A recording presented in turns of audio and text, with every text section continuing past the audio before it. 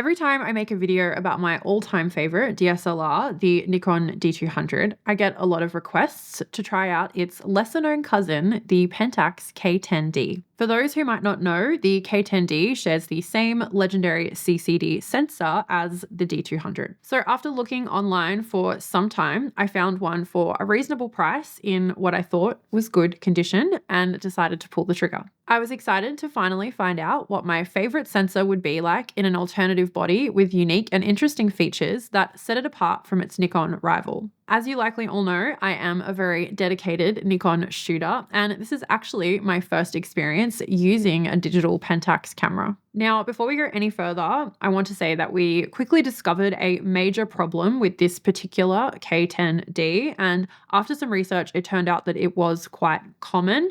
So much so that I would definitely be giving a buyer beware on this camera. The warning does hinge on how technically capable you are and willing to get in and fix certain problems. If you're not keen on making adjustments to a camera yourself, but you really want to try out one of these, make sure you're able to check it for this problem before purchasing. When we first got this camera delivered, we did what everyone probably does and just took some random photos around the house, and we quickly realized that there was a big problem. The images were very soft and out of focus. I'll go into more detail on this later, but some quick Googling showed that it quickly became evident that there is a common problem with the K10D due to the mirror sagging, which causes these focusing issues. This particular model that I bought had a really bad problem with back focusing, so much so that I almost considered returning it. Eventually though, after a bunch more research, my husband, who is a lot more technically inclined than I am, ended up opening up the camera and recalibrated it using a hex key on the autofocus module adjustment. There's some guides on how to do this linked in the description. Like I said, if it was me on my own, that's not something that I would feel comfortable doing. So I am just giving you that buyer beware. It depends if you are like me or you're like my husband and you're happy to kind of get in there and give it a go making those adjustments. This recalibration process wasn't necessarily as complicated as it sounds, more so tedious, but it did more or less fix the problem and make it so the camera was able to reliably hit focus. There are some caveats and things to know about this problem though, and some alternative ways that it can be fixed depending on which firmware you have. So I'll go into more detail later on in the video. But first, let's talk about the positives and the reasons that I really enjoyed using the K10D. Let's dive into the main differences between the K10D and the Nikon D200. I don't really need to cover this off, but obviously these two cameras are going to require different lenses. I think if you were choosing between these two cameras, that would heavily hinge on which system you were already bought into or which one you wanted to invest in. I own a bunch of older M42 mount lenses for my film Spotmatic cameras, but I have never owned a K-mount lens before. So to test this guy out, I did some research and I finally landed on this very cool limited edition 40mm pancake lens. If you are a regular channel viewer, you will know that I absolutely love pancake lenses, and that is definitely something that Nikon is missing in its F-mount lineup, an autofocus pancake lens. The 60mm or so equivalent field of view that you get with a 40mm on crop sensor is also really appealing to me. To have that bit of a longer focal length but without the protruding lens seemed like it would be an awesome little hack, and I really, really enjoyed this setup. I believe this lens can work on a full frame Pentax with some vignetting, but it really is more of a crop sensor lens. So straight off the bat, points to the K10D over the D200 for being able to use an autofocus pancake lens. The next point scoring feature for the K10D was this little lever here. This is something that you rarely see on a DSLR, and that is in-body stabilization. Most DSLR era stabilization was handled in the lens, so it's really cool to see that feature in the body. I generally think that IBIS for stills photography has too much emphasis placed on it with modern cameras.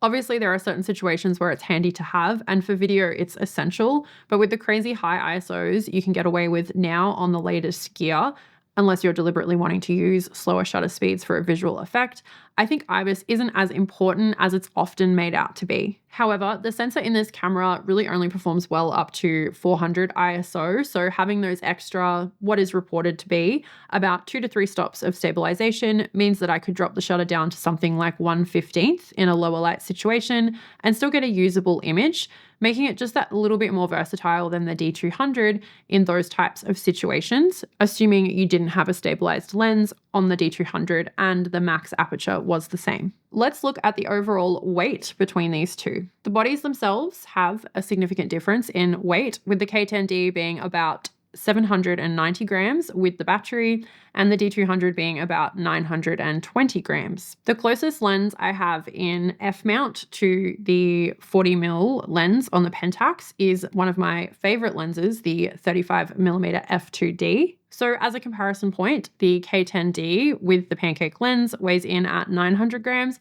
while the D200 with the 35mm is about 1.14 kg. So not an insignificant difference at all. This one is a chunky monkey. So knowing those weights and numbers, obviously the Pentax K10D is a lot more compact and lightweight compared to the D200. That's pretty important to me. I was walking around a lot on like a bit of a day trip with this setup and I absolutely loved it.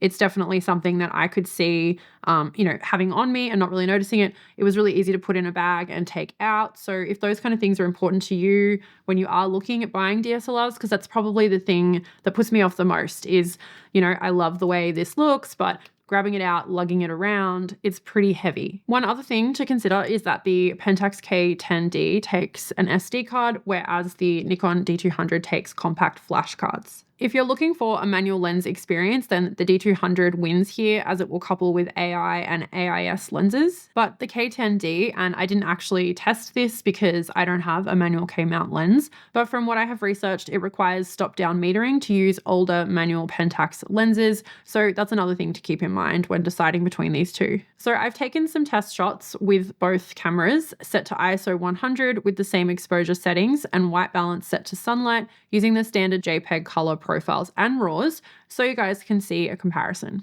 Obviously, these are different lenses, so take that into consideration, but this little test can give you an idea of what the base output from these two cameras is. I think you can actually see the D200 in the JPEG is a little warmer than the K10D, but when I put the raw files into Lightroom, then export them just with the standard Adobe color profile, they look much more similar. Once again, being a different lens on each body, you can kind of take this comparison for what it is, but I just thought it would be of interest to anyone looking into either of these cameras. All right, so let's talk more about the problem. Coming back to the mirror sag issue, from our research, what seems to be happening here is that over the decades, the mirror in the K10D seems to sag, particularly on one side. I've read that some people use these little shims to prop the mirror back up, but that's not something that we tried. There is a way to access a debug menu where you can make AF adjustments, but unfortunately for us, one of the first troubleshooting things we did was update the firmware.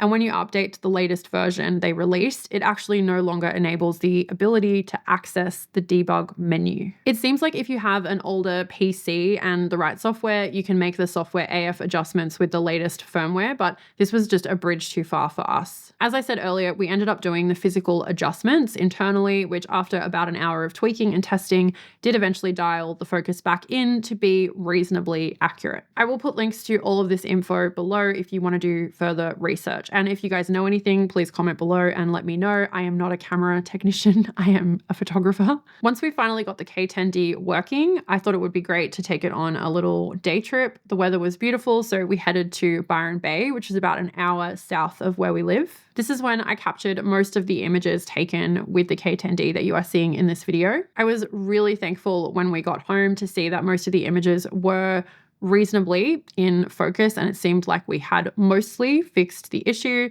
The images were also looking very close to what I am used to from my D200, which I love. The idea for this little day trip down to Byron Bay was actually inspired by photographer and YouTuber Sean Dalton and his class on travel photography and how to document and share your trips. I have never hiked up to the lighthouse before, despite how iconic it is, and the weather was perfect, so I thought it would be a great place to take my Pentax K10D. Sean Dalton is so well traveled, and I love the way he breaks things down in his YouTube videos, so it's always a treat to learn from him on Skillshare too. I really like the way that he encourages us to set an intention for the way that we capture our trip, however big or small. Go out there with some kind of idea of how you want the photos to come together. He runs through different scenarios. Do you want happy snaps, or are we going for something more subtle that captures the little moments of a place? I chose to focus on the tourists that were enjoying the view, and my favorite image was this girl in the red against the blue.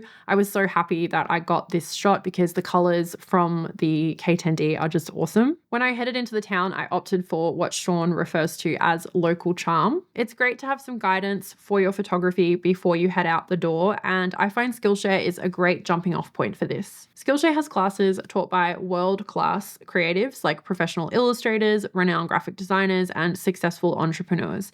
It is the best place to learn a creative skill or pick up a new hobby. If you're looking to reconnect with your creativity and maybe avoid brain rot, then Skillshare is the place where humans come to learn from other humans. The first 500 people to click the link in the description will receive a 1-month free trial of Skillshare. When I did get home and process the photos, one thing I did notice was that most of the photos had about a 5-degree rotation to them. We think this is most likely due to the saggy mirror showing a slightly off-kilter perspective, but then the sensor seeing things straight on, or maybe vice versa. We are getting into territory beyond my comprehension here. As I said, I am a photographer, not a camera technician. So if any of you have any more information on this problem, you've experienced it before, you have more troubleshooting to add, please comment below and let everyone know. The tilted images weren't a huge issue, and it's not that big of a deal to fix them in post, but it's just one more thing to be aware of, and I would add to my buyer beware of the Pentax K10D. So I guess the big question here is, would I recommend the Pentax K10D? I think if there wasn't this known issue with the mirror sagging and you were already in the Pentax lens system, then 100% I would wholeheartedly recommend it. But as I said earlier, unless you are somewhat technically inclined and prepared to troubleshoot this focusing issue, I would say maybe looking at one of the later model Pentax DSLRs might be a safer bet. In saying that, while researching the Pentax K10D, it does seem like this is an issue, but that doesn't mean it's going to be an issue for every single particular camera, or you might find one where someone has already adjusted for that and fixed it completely. So use your due diligence and research before you buy. In the lead up to this video, I've had a lot of people message me on Instagram and, respond on stories asking me which one I would recommend. And I know that a lot of you have picked up a D200 since I've been reviewing it and using it on the channel. And I think that my answer would still be the D200. People do say that there are issues with the D200, but mine has had over 250,000 clicks on it. We call it like the Toyota Camry of cameras. It's just so reliable. I am thinking about getting another one just to have in case this one does eventually have a problem or isn't working anymore, because it's a real workhorse in my lineup and I love it so much. In saying all of this, I can definitely see why there is a dedicated following around Pentax cameras, and whilst this wasn't the smoothest of experience as a first-time shooter with a Pentax digital camera, I am absolutely loving this lens and would love to pair it on a different body that hopefully didn't have any issues. So if you guys have recommendations, please let me know below and I will put them on my eBay watch list and hopefully you'll see them pop up here on the channel. All right, now for all of my loyal viewers who stay to the end, I really appreciate you so much. Thank you for watching. I'm going to give you a sneak peek of what is coming up soon on the channel. I have gotten my hands on a Lumix L10. This little beauty is so much fun to use. I'm very excited to talk about it on the channel. I was very excited to receive this, and I want to make the video kind of a video that answers all of your burning, vexing questions about the L10. So there is a post on my community tab where I have opened up the floor to you guys to ask questions or any sort of comments, things that you would like to see me do with this camera. I will be taking it to Melbourne with me on the weekend. I have another work trip planned, so I'm very excited to use this and just capture the trip. As soon as we got our hands on this, I thought that just the size, the weight, the whip out ability, someone put that in my post recently.